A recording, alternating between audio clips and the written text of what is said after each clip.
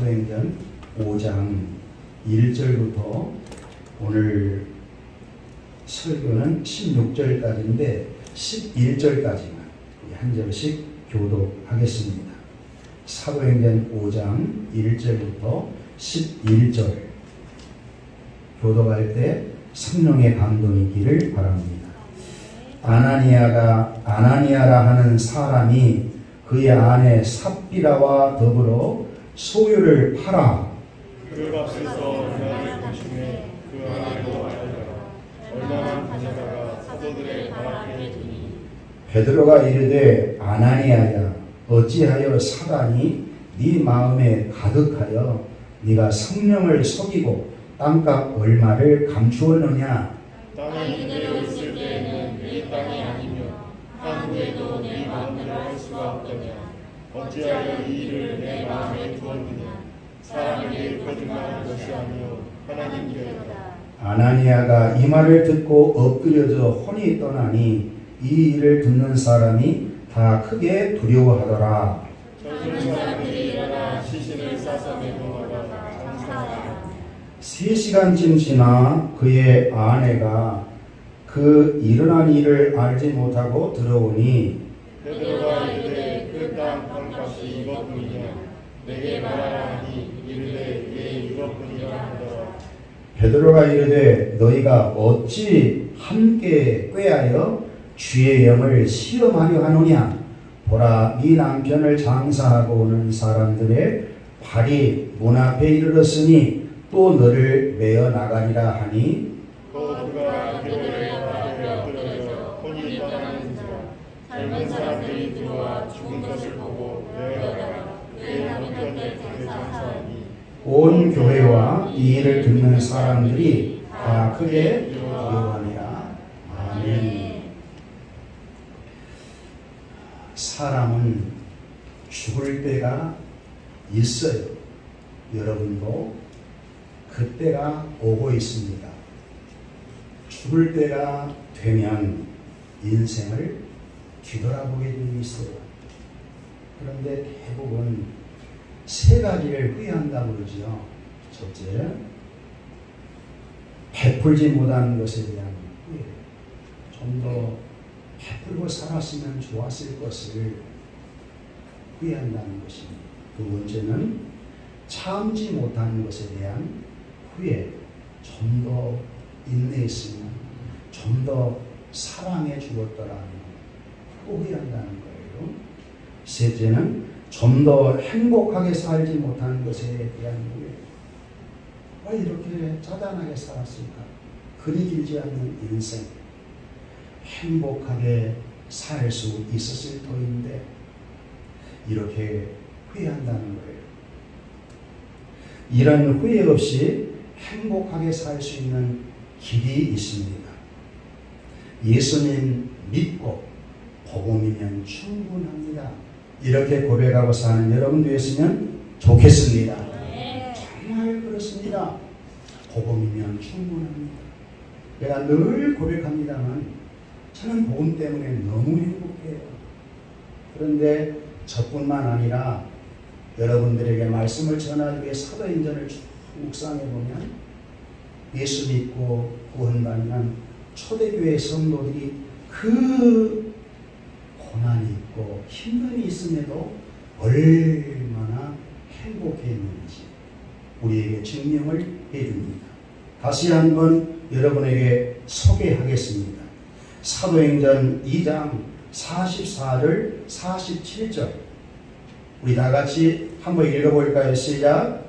믿는 사람이 다 함께 있어 모든 물건을 서로 통용하고 또 재산과 소유를 팔아 각 사람의 필요를 따라 나눠주며 날마다 마음을 같이하여 성전에 모이기를 힘쓰고 집에서 떡을 떼며 기쁨과 순전한 마음으로 음식을 먹고 하나님을 찬미하며 온 백성에게 칭송을 받으니 주께서 구원받는 사람을 날마다 더하게 하시니라. 아멘. 아멘입니다. 각 사람의 필요를 따라 나누어주며 베푼다는 얘기죠. 성도를 사랑하며 인내하죠. 그리고 날마다 하나님을 찬미하며 너무 행복하죠. 그러니 구원받는 사람의 수를 날마다 더하게 하시더라. 사도행전 4장 32절 35절에도 비슷한 말씀이 나와요. 거기도 우리 모두 한번 읽어볼게요. 다 같이. 믿는 우리가 한 마음과 한 뜻이 되어 모든 물건을 서로 통용하고 자기 재물을 조금이라도 자기 것이라는 얘기가 하나도 없더라. 사도들이 큰 권능으로 주 예수의 부활을 증언하니 우리가 큰 은혜를 받아 그 중에 가난한 사람이 없으니 이는 밭과 집이 있는 자는 팔아 그 파는 것의 값을 가져나가 사도들의 발 앞에 있네 그들이 각 사람의 필요를 따라 나누어 주니라. 아멘. 우리가 한 마음과 한 뜻이 되어 교회지요. 예, 물건을 서로 통용하며 자기 재물을 자기 것이라고 하는 사람이 하나도 없이 얼마나 교회를 사랑하고 애정하는 모습입니다. 여러분, 복음을 믿고 큰 구원의 은혜를 받았으면 복음 때문에 인생 후회하지 않고 더 행복하게 살 수 있음을 믿으세요. 예수님 잘 믿으세요. 이것이 최고의 축복입니다. 여러분, 신앙생활은 즐거워야 합니다. 즐거워야 해요. 주님과 함께 하는데 즐겁지 못한다면 무엇인가 큰 문제가 있는 것입니다. 예수님과 깊은 만남은 세상의 모든 것을 초월할 수 있습니다. 슬픔도 아픔도 고통도 주님의 품 안에 묻어버리고 주님 안에서 주는 자유, 평안, 안식을 누리고 행복을 맛보며 천국을 바라보고 사는 것입니다. 여러분, 예수님보다 더 귀한 것이 있다면 그 외의 것은 얼마든지 버릴 수 있습니다. 주 예수보다 더 귀한 것은 없습니다. 주 예수보다 더 귀한 것은 없네. 이 세상 부귀와 바꿀 수 없네. 영주를 내되신 돌아가신 그 놀라운 사랑 잊지 못해. 세상 즐거움 다 버리고 세상 자랑 다 버렸네. 주 예수보다 더 귀한 것은 없네. 예수 밖에는 없네. 제가 최고로 좋아하는 찬송가. 주 예수보다 귀한 것은 없습니다. 이 세상 부귀와 바꿀 수 없습니다. 이 세상 명예와 바꿀 수 없습니다. 이 세상 행복과 바꿀 수 없습니다. 예수님이 세상에 가장 귀한 것으로 느껴지고 그분으로 만족하지 못한다면 아직도 주님의 세계로 들어가지 못하는 것입니다. 신앙생활은 즐겁고 행복해야 합니다. 복음이면 충분합니다. 예수님이면 만족하고 충분하니 모든 것을 그분을 위해 다 드리울 수 있습니다. 종교까지 나가야 돼요. 하나님의 자녀된 샘물교회 교우들은 교회를 사랑하고 신앙생활을 즐겁게 하시기를 바랍니다. 교회는 예수님이 십자가에 죽으시고 부활하심으로 성령을 이 땅에 보내어서 세우신 신령한 하나님의 나라의 실체인 것입니다. 이 땅의 교회처럼 소중한 것은 없습니다. 여러분, 교회를 귀하게 여기고 교회를 사랑하는 여러분 될 수 있기를 축복합니다. 초대교회 교우들은 교회를 얼마나 사랑하던가. 교회에 큰일이 있으면 함께 기도합니다. 교회 헌금이 필요하니까 모든 사랑하는 성도들이 다 동참합니다. 심지어 자기 소유인 밭과 집을 팔아 하나님께 드리는 그런 사랑의 실천을 행합니다. 여러분, 교회가 있기 때문에 우리는 인생을 후회하지 않고 행복하게 살아갈 수 있습니다. 교회는 순수한 복음이 있고 교회는 하나님의 인재가 있기 때문입니다. 우리는 사도행전을 통해서 교회가 어떻게 세워졌는지를 배웠습니다. 예수님께서 구원을 다 완성하시고 승천에 가시면 돌터인데 승천에 가시기 전에 사도행전 1장에 제자들에게 약속을 이룹니다. 마지막 약속. 내가 가면 보혜사 성령을 너희에게 보내겠다. 그 성령이 오시면 교회가 세워지리라. 여러분, 교회는 성령이 복음을 전하여서 세워지게 한 겁니다. 복음은 예수 그리스도에 대한 모든 소식입니다. 이 복음이 오순절날 성령 강림으로 교회가 탄생되자 복음이 전파됩니다.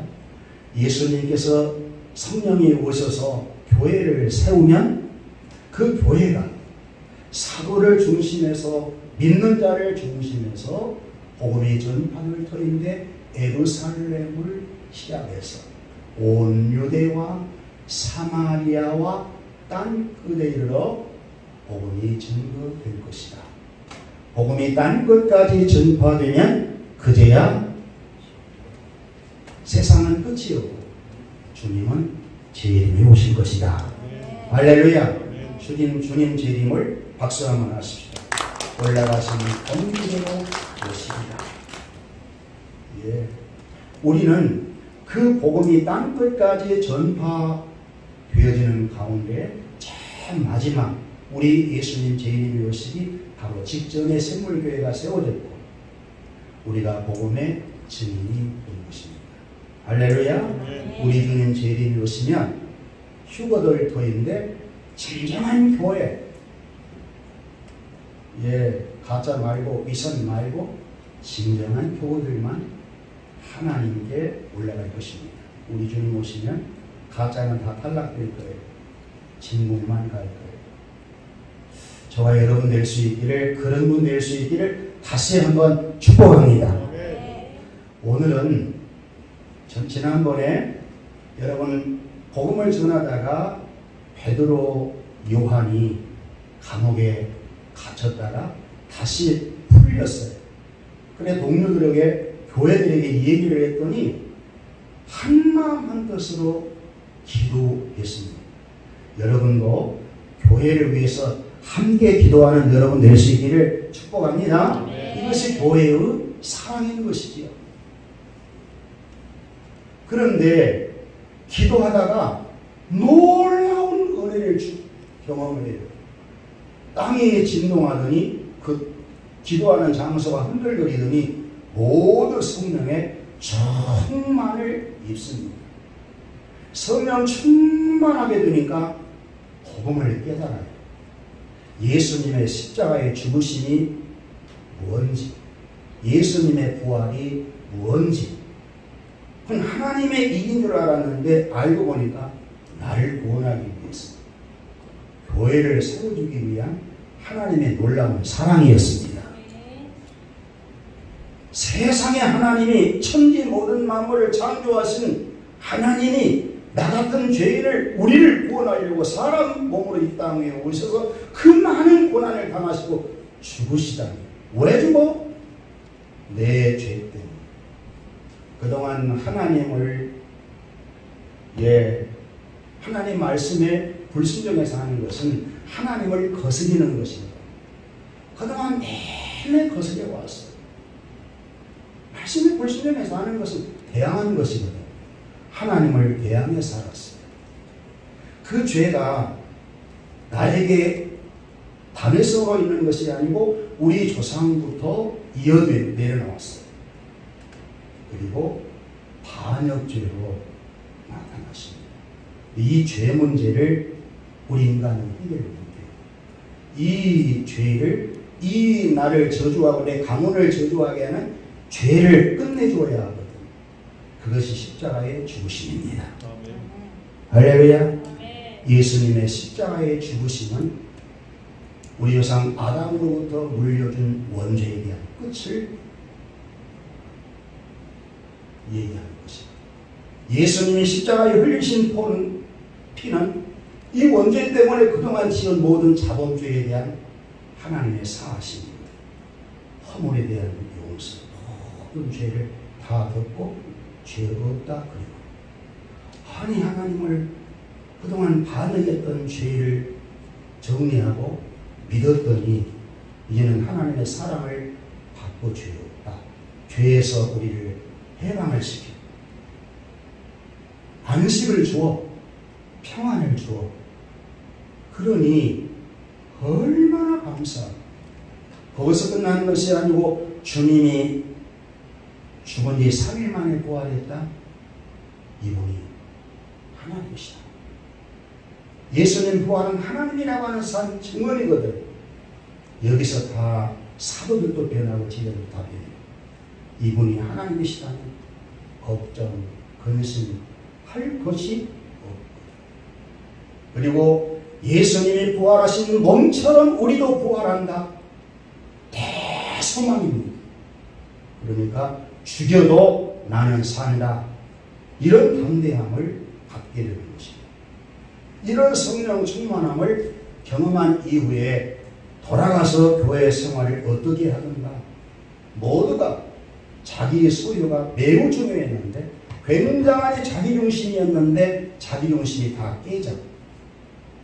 그리고 이것은 하나님이 나에게 주신 것으로 하나님의 것이었는데 내 것으로 착각해보려 하고 주님의 몸된 한 지체된 자들에게 내놓고 같이 사용할 수 있고 같이 사용하는 것이 내가 사용하는 것과 똑같다는 것. 교회는 몸이니까 내 것을 저 사람이 사용하니까 더 기뻐 더 즐거워. 할렐루야. 네. 예. 이런 모습이 초대교회 성도의 모습이었기 때문에 이런 모습은 우리 생물교회도 본받아야 되고 이 땅 위에 세워진 모든 교회가 본받아야 된다라고 하는 것입니다. 그런데 여러분 오늘 부분은 이어지거든요. 이 앞전에 보면 집을 팔고 밭을 팔아 막 성도들을 서로 섬기는 그런 모습이 초대교회의 모습이었어요. 그런 가운데 바나바를 소개했었죠. 바나바는 지중해 안에 키프로스 섬에 살고 있는 레위인인데 밭을 팔아서 사도 앞에 가져왔어요. 교회 앞에 가져온 것입니다. 이것이 굉장한 덕담이 되고 너무너무 훌륭한 모습이 되었어요. 그러니까 바나바는 요셉의 이름이었는데 사도들이 바나바의 이름을 바꿔줘요. 바나바, 권위자다.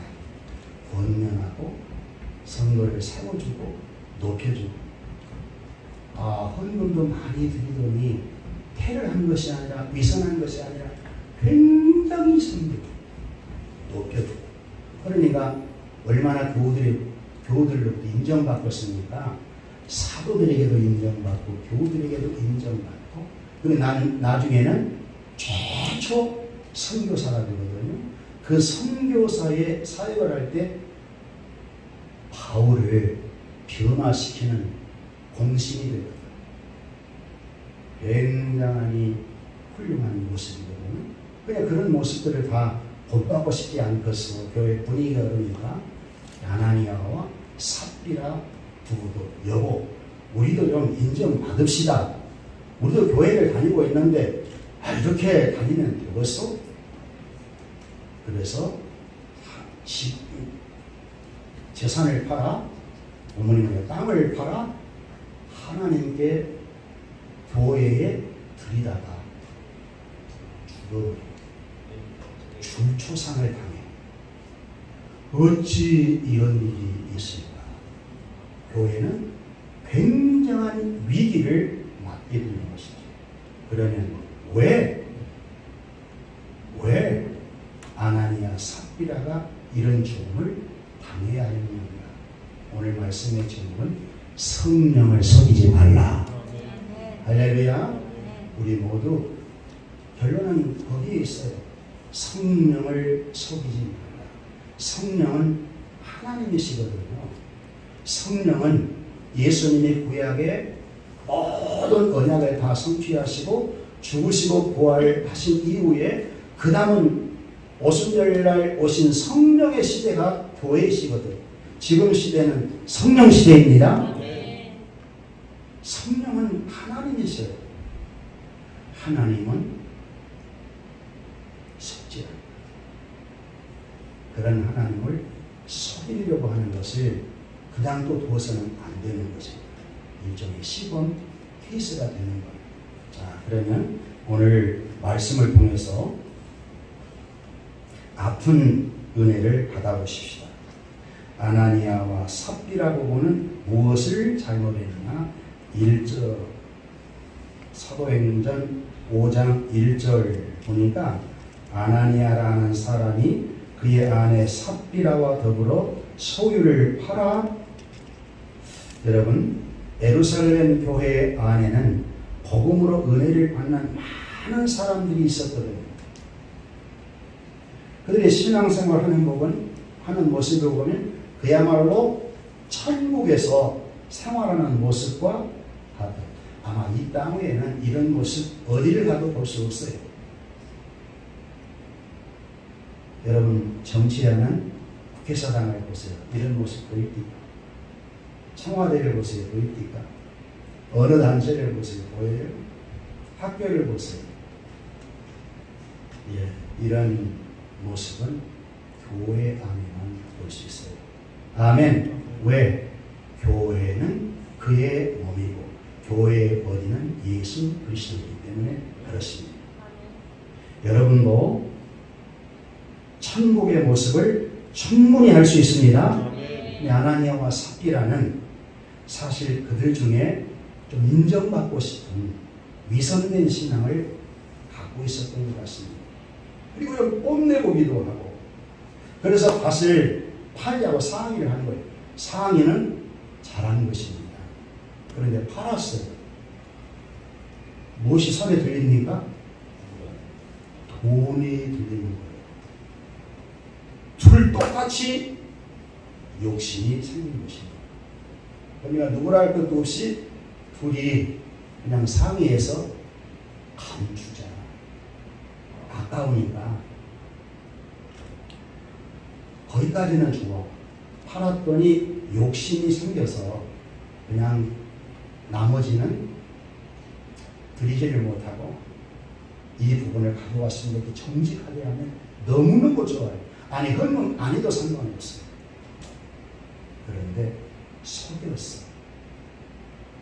양심을 물질 얼마가 되었는지는 모르겠어요. 얼마를 감췄다고. 그 얼마의 양심을 팔았어요.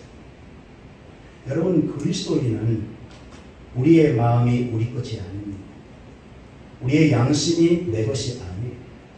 예수를 믿고 구원받았으면 우리의 마음은 주님의 것입니다. 하나님의 것입니다. 우리는 하나님을 향하여 양심을 가져야 돼요. 양심이 나를 지켜줄 것처럼 나를 포용하다 보면 넘어갑니다. 속였어. 그런데 아나니아와 삽비라는 몰랐지요. 베드로도 넘어갈 줄 알았지요. 베드로 앞에 가지고 갔어요. 바나바가 가지고 온 것처럼 가져갔어요. 근데 여러분, 성경에 보면 3절 다 같이 읽어볼까요? 시작. 베드로가 이르되 아나니아야 어찌하여 사탄이 내 마음에 가득하여 내가 성령을 속이고 땅값 얼마를 감추었느냐. 성령으로 충만해 있던 베드로. 어떻게 사람의 마음을 알고 저도 몰라요. 여러분 마음 저 모릅니다. 난 신이 아니거든요. 성령도 아니에요. 주님도 아니에요. 나는 내 마음도 잘 몰라요. 여러분의 마음 몰라요. 사람 모르는 것이거든요. 그러나 하나님은 아세요. 성령 충만한 베드로에게 성령이 영감 주어서 깨닫게 하는 것이다. 이것은 그냥 넘어갈 일이 아니다. 영감을 준 거예요. 그래서 사단의 생각이 너희 마음에 가득하다. 사실 그대로를 집어넣은 겁니다.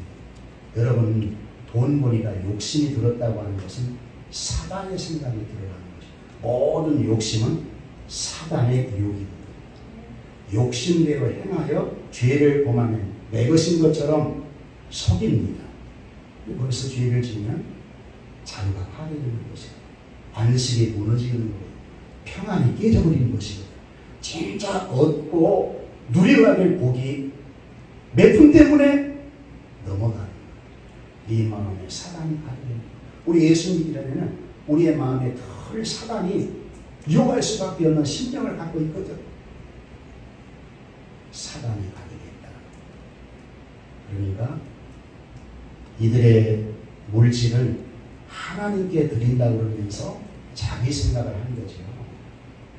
자기가 인정받고 싶고 좀 더 올라가고 싶고 뭔가 좀 교회 생사를 하고 싶고, 두 번째, 성령을 속이고 땅값 얼마를 감추었다. 어떻게 베드로가 이렇게 할 수 있을까? 여러분 속지 마세요. 능력 있는 권사님, 능력 있는 장로님, 능력 있는 목사님들은 이게 성도를 다 안다. 절대로 속지 마세요. 지금은 계시 시대입니다. 지금 시대가 아니에요. 사람은 몰라요. 점쳐주면 안 돼요. 미래는 하나님만 알 수 있고 하나님만 얘기할 수 있는 부분이에요. 믿으세요? 사람의 유혹받지 마세요. 베드로는 이랬는데, 베드로는 계시 시대에 성령의 마감들이 이 시대에 활동한 사도입니다. 세 번째, 이 행위는 사람에게 거짓말하는 것이 아니고 하나님께 거짓말을 하는 것이다. 굉장히 중요한 결론이죠. 이 행위는 그렇게 나쁜 행위라고 말할 수 없잖아요. 오늘날도 이런 성도들 참 많아요. 목회자도 많고 중직자도 많고, 욕심 들면 마음이 바꿔줄 수 있잖아요. 근데 안 죽어. 그런데 이 사건은 좀 달라요, 성경.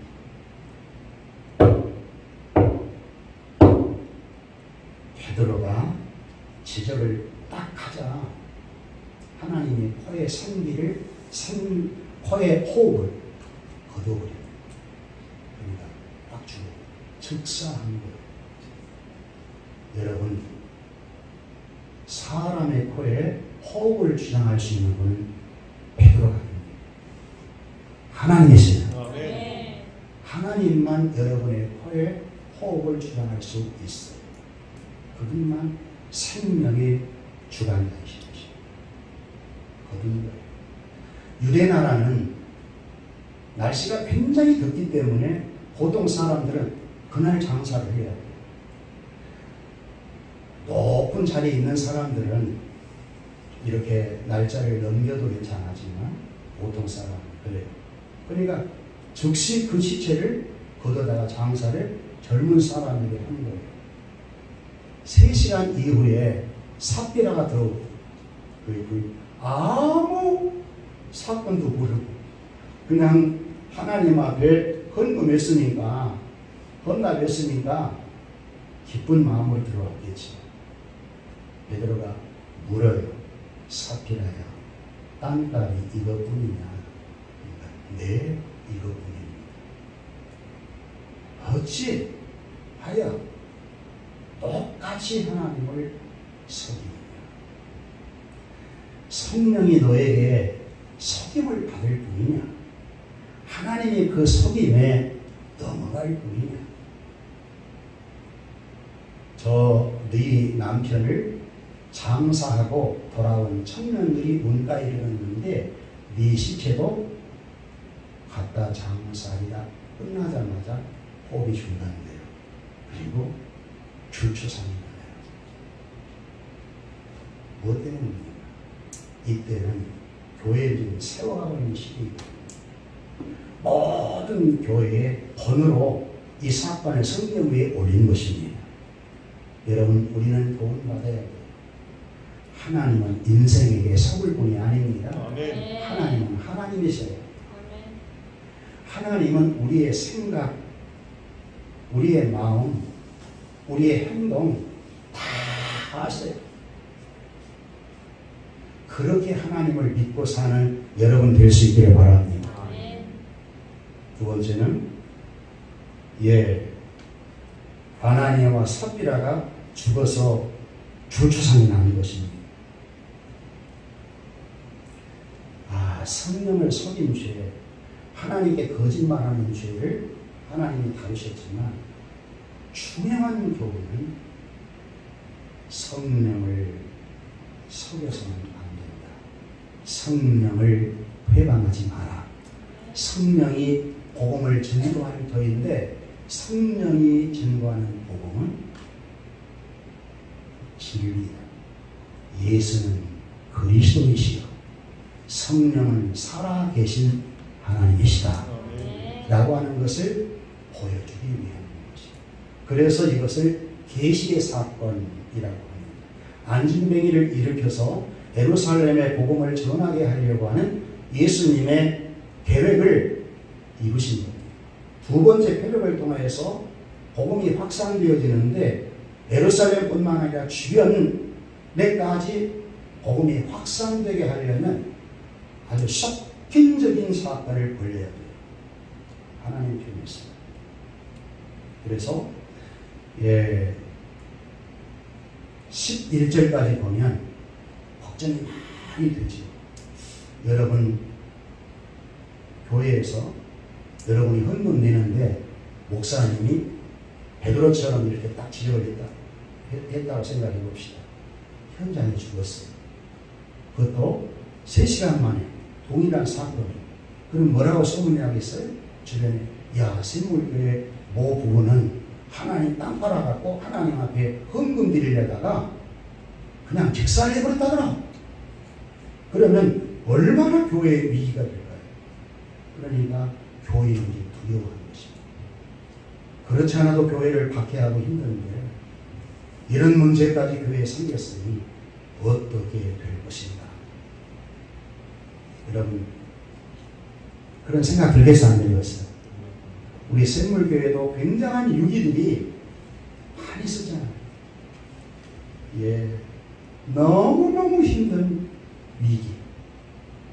그런데 하나님이 다 넘기게 하시죠.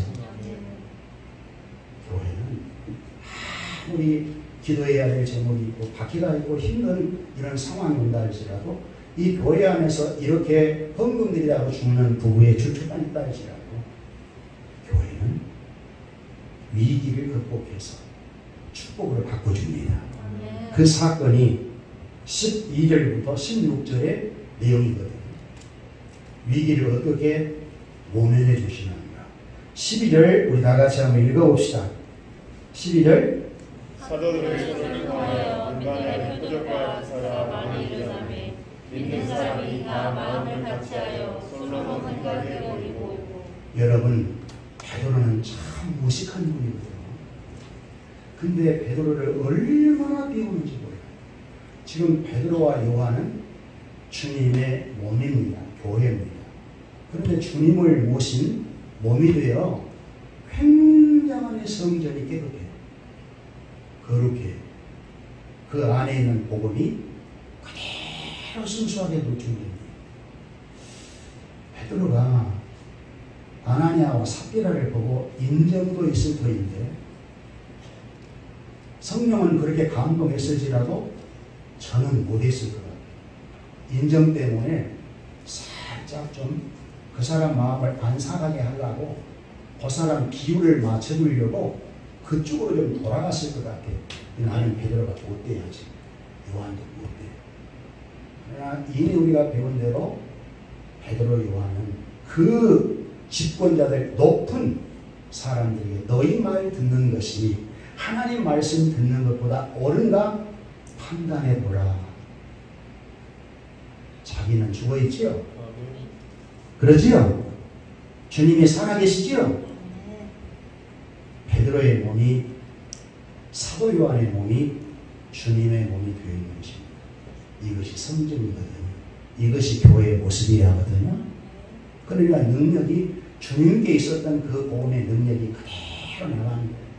거기다가 성령으로 충만하게 해놓으니까 성령 충만은 복음 충만이거든. 예수 충만이거든. 할렐루야. 예수님 증거하려고 성령님이 오셨고 예수님이 하셨던 모든 사역을 성령님이 우리의 것이 되게 하시기 위해 오십니다. 성령 충만은 예수 충만입니다. 복음 충만입니다. 그래서 표적과 기사가 많이 나타났다. 언제처럼 예수님이 이 땅에 성육신 해 오셔서 예수님의 제자들과 함께 복음을 전할 때 땅에 하나님의 나라의 사역을 할 때처럼 나타나더라는 것입니다. 여러분 이것이 복음의 능력인 줄 믿으셔야 돼요.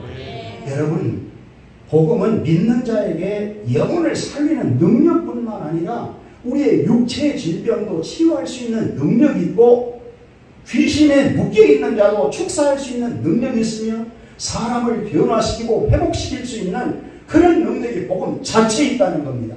이 순수한 복음을 그대로 가지면 여러분에게 그대로 놀라운 축복이 경험되는 거예요.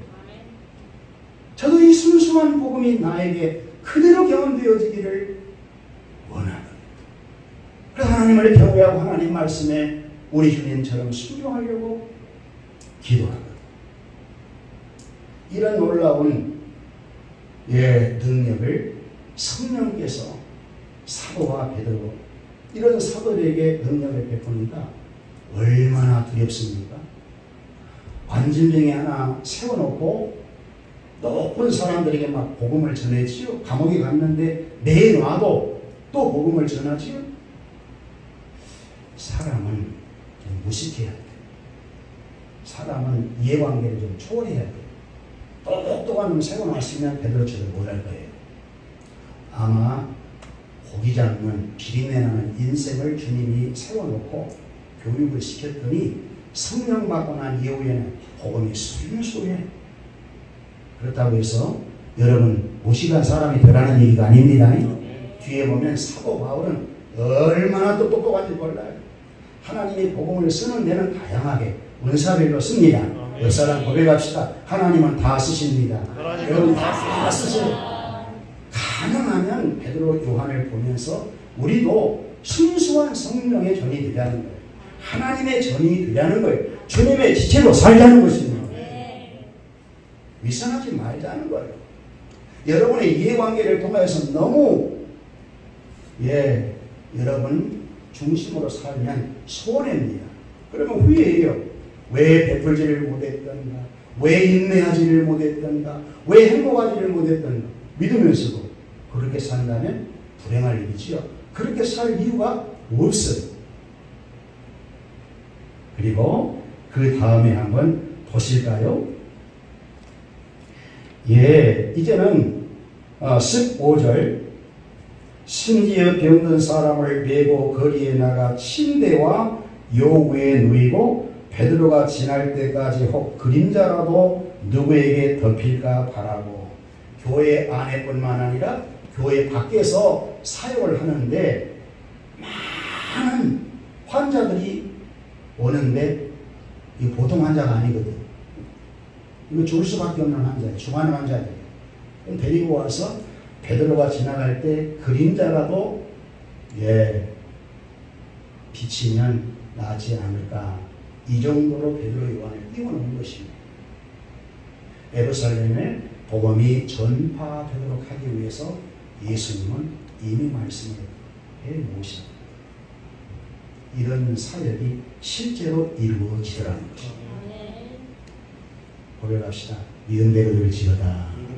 그러면 베드로 요한을 찾아오는 사람들의 믿음대로 예수님의 옷가에라도 손을 잡으면 내 몸에 그 여자가 12년 동안 혈류병을 앓았는데 이 의원 저 의원 이 병은 저 병은 다 갔어도 해결이 안 되잖아요. 먹은 병. 예수님 소식을 들으니까 옷가에라도 잡으면 내 병이 고쳐질까 하고 잡았더니 병이 고쳐지더라. 그런 믿음. 그런 믿음으로 다 찾아온 자를 뒤에 보니까 다합니다. 다. 예, 16절에 보니까 예루살렘 부근, 예루살렘을 중심에서 복음을 전했는데 그 부근까지 수많은 사람들도 모든 병든 사람과 더러운 귀신에게 괴로움을 받는 사람을 데리고 와서 따라해서 다 나음을 얻으리라. 오늘 이 시간 다 나음을 얻는 여러분 될 수 있기를 축복합니다. 여러분은 다른 것 없어요. 믿음이 됩니다. 저는 그대로 믿어요. 복음은 예수 그리스도거든요. 예수님은 천지 모든 만물을 창조하신 창조 주십니다. 말씀으로 모든 만물을 창조하신 창조 주시고 만유의 소유자입니다.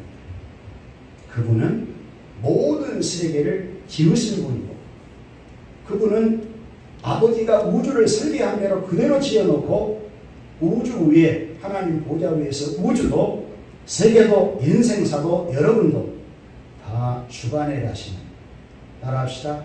나의 주님이십니다. 나의 주님이라고 하는 것은 그 높으신 분이 나의 주인이라는 거예요. 나의 왕이라는 것입니다. 나의 모든 문제를 해결하실 수 있는 분이라는 것입니다. 여러분 예수님의 능력이 간과됐습니까? 아니에요. 그 능력은 여전합니다. 예수님께서 나가를 통해서 16장 17절 믿는 자에게는 이런 표적이 따르리니 저희가 내 이름으로 귀신을 쫓아내고 새 방언을 말하고 뱀을 짚고 무슨 독을 마실지라도 해를 받지 않고 병든 사람에게 손을 올린지 못하리라 나으리라. 그 약속대로 제자들이 복음을 전하였더니 마지막 이런 표적이 많이 나타나더라. 이런 표적은 예수님이 활동하고 사도들 활동한 시대만 있을까? 저는 아니라고 생각합니다. 우리 교회도 우리 이 대한민국 교회도 초창기에는요 현신의 권사님은 치유의 은혜를 받아 얼마나 많은 사람들을 고쳐냈는지 몰라요. 근데 지금은 지식이 너무 발달하고 돈이 많고 그러니까 아프면 병원 가지 주님을 의지하지 않아요. 그래요 안 그래요? 병원 가서 고치면 쉬운데 뭘 기도할 필요 뭐 있어? 웬만한 돈이면 다 해결되는데 하나님 없어도 돈이 구주니까 거기에 의존하지 하나님 의존하지 않잖아요. 그래요 안 그래요? 그러나 하나님이 다 세워놓으신 이 세상은 병원도 의사도 약도 간호원도 하나님이 세워놓으신 일반의 은총 영역입니다. 하나님이 그렇게 치유해 주신 거예요. 저 이방인들은 그렇게 해도 믿는 자는 그래도 몸이 아프면 먼저 주님을 찾아야지요. 먼저 기도해야지요. 하나님께 부탁해야지요. 그럼 우리 주님이 너 병원에 가야 쓰겠다. 너 약을 먹어야 쓰겠다. 그 정도는 이렇게 해야 쓰겠다. 그분이 다 성령으로 조정을 하시거든요. 그걸 믿으세요?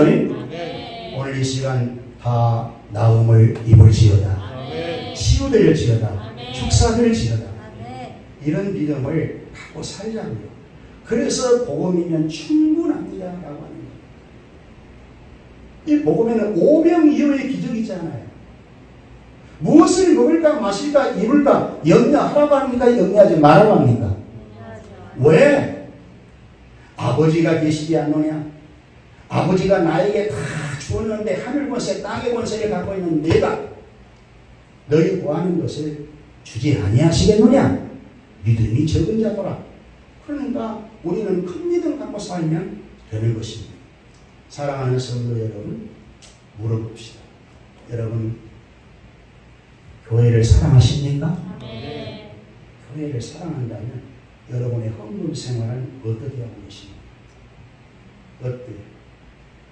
놀라운 것은 헌금과 사랑과 연관관계가 있습니다. 초대교회 교인들도 큰 은혜를 받더니 자기 재산을 다 내어놓아 소유를 풀어 남을 위해서 이것은 큰 복이 된다는 사실을 아셔야 돼요. 그래야 돼요. 그래서 헌금은 복받는 비결이구나. 하나님께서 헌금을 드리라고 하는 것은 내가 나머지 것을 다 챙겨줄 거야. 초대교회 교우들이 집 팔고 밥 팔고 대단한 헌신이다. 아니에요. 여러분 레위기 27장 오늘 여러분 레위기 27장 그 서원에 대한 규례였습니다. 하나님 앞에 사람으로 밭으로 짐승으로 집으로 서원했으면 반드시 지켜라. 돈으로 바꿔서 하나님께 드려라. 11조는 의무금이다. 그것은 너희가 서원하고 말 것 없이 그건 구분해서 하나님께 드리라고 하는 것이니까 나머지로 해야 한다. 그런 교훈 하지 않아요? 여러분 정말 예수님이 나의 구원자이시고 예수님이 나의 모든 것의 모든 것이라면 다 풀어놓을 수 있어요. 질, 전납. 주님이 원하신다면 주님의 것이니 다 가져가세요. 여러분은 성경에 가장 고난 가운데 최고의 고난을 받는 사람이 누굽니까? 욥이죠. 욥은 하나님이 주신 재산을 다 몰수했어요. 그리고 자식 10만여 자식을 한 하루에 다 가져가거든요. 어찌 그럴 수가 있어요. 몸을 만신창조해요. 친구들과의 관계가 다 깨지면 와이프도 하나님을 저주하고 죽으라. 하나님과 자기밖에 없어. 기도하는데 뭐라고 그럽니까? 주신 이고 여호와이시니 취하신 이고 여호와이시니. 할렐루야. 그분이 누구실까요? 그분은 오실 예수 그리스도에 대한 전형적인 모양 아닙니까? 여러분 예수님은 밭 정도, 집 정도, 소유하고 있는 정도 판 것이 아니에요. 아니 하늘이 당신의 것이고 땅이 만물이 우주가 모든 세계가 하나님의 소유인데 그것으로 우리를 구원시킨다면 그것은 냈을 거예요. 그것으로 안 되니까 당신 하나님이신데 사람의 몸을 입고 이 땅에 오셔서 당신의 몸으로 완전 헌신합니다. 아멘?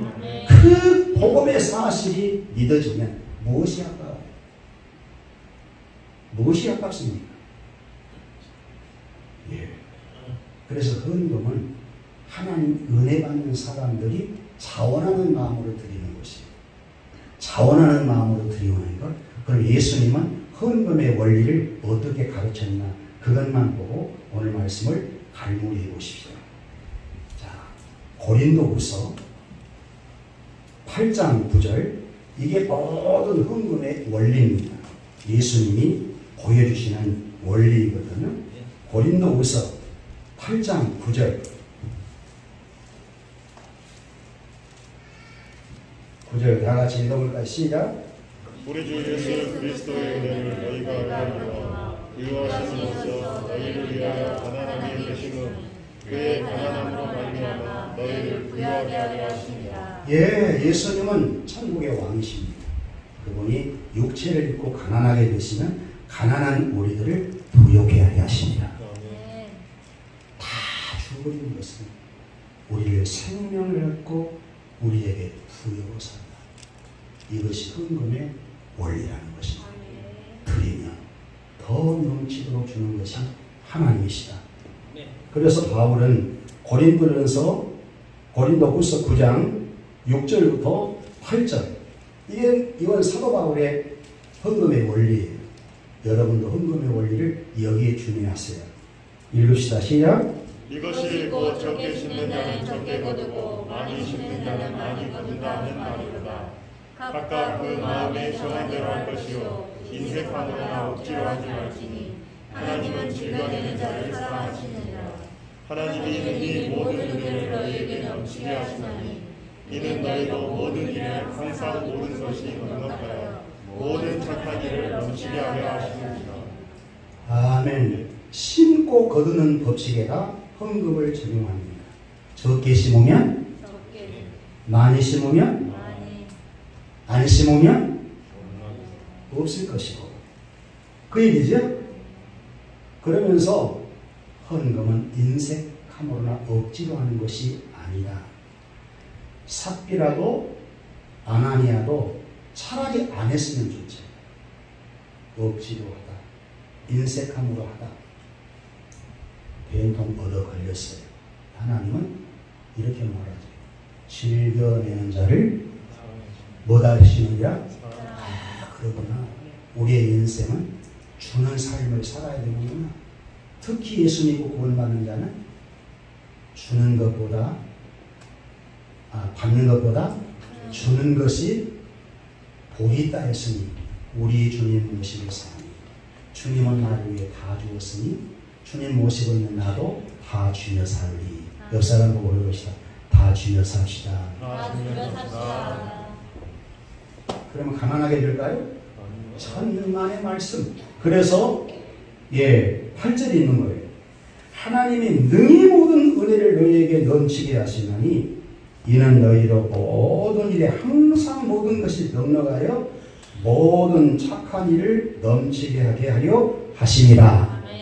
예수님은 십자가에 죽으시고 끝나버린 줄 알았더니 예수님을 부활시켜서 너무 높게 승리시켜 놓고 예수님 앞에 모든 이가 무릎 꿇을 수 있도록 높여놓았다. 마찬가지. 우리도 예수님처럼 주며 살면 굉장한 부자들입니다. 부유해집니다. 그것은 누가복음 6장 38절 주라 그리하면 너희에게 줄 것이요 후히 되어 넘치도록 너희에게 안겨줄 것이다. 이것이 기독교의 정신, 헌금의 원리인 것입니다. 교회를 사랑한다면 헌금에 인색하지 마세요. 헌금으로 성도를 사랑하시고 교회를 사랑하셔서 아나니아와 삽비라처럼 이런 케이스에 걸리면 걸릴 수가 없어. 여러분은 이런다 해도 죽거나 그러지는 않아. 그러나 교훈을 삼고 바나바처럼 권위 있는 자로 사는 여러분 될 수 있기를 예수님의 이름으로 축복합니다.